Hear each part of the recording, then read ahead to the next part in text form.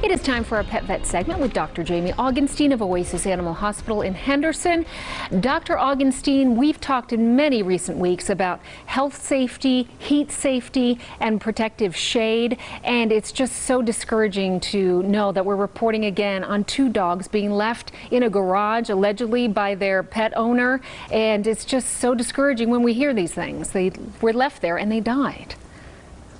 You know, and it's so sad because it's such an easy thing to prevent. You make sure they've got airflow and protection from the heat and the sun. There's no reason.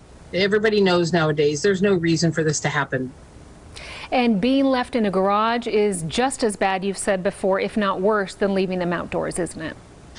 It is. At least outdoors you're going to get some airflow. Hopefully they can get into shade, but in the garage, if there's no airflow, it gets extremely hot.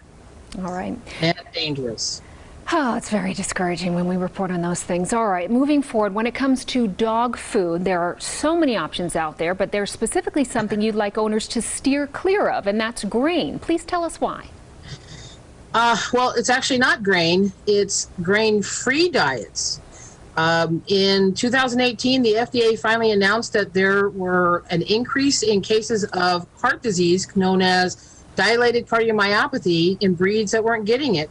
And it's related to these grain-free, exotic, and boutique diets. And mostly the ingredients are peas, lentils, legumes, and potatoes of any form. They've been researching this ever since, and they have not figured out the cause yet. And so nobody knows why. So the best thing that can be done is don't feed a grain-free diet, no matter how good you think that product may be. It's a fad that got caught on. It got picked up by some companies and they advertised it well, but nobody knows why this is happening.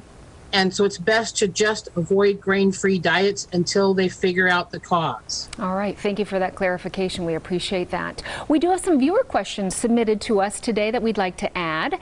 Anne Marie says, or asked, that is, why are my dogs sneezing so much this past week? Well, it'll be the same reason that most people are sneezing is probably the dust and pollen in the air, possibly allergies. And so best thing, talk to your veterinarian about whether they can take an antihistamine or is there something else they might need to help out better. Okay.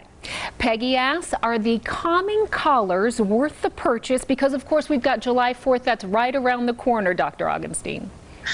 Correct.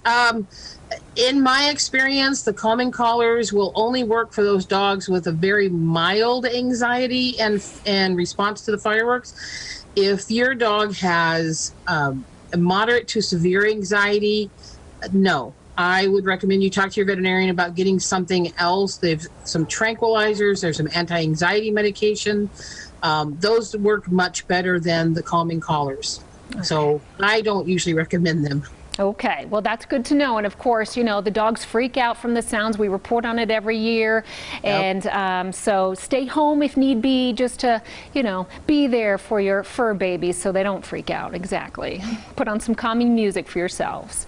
Yes. All right, thanks so much, Dr. Augenstein. We appreciate your time. We'll catch up with you in the next few weeks. We're going to send it over to Christian.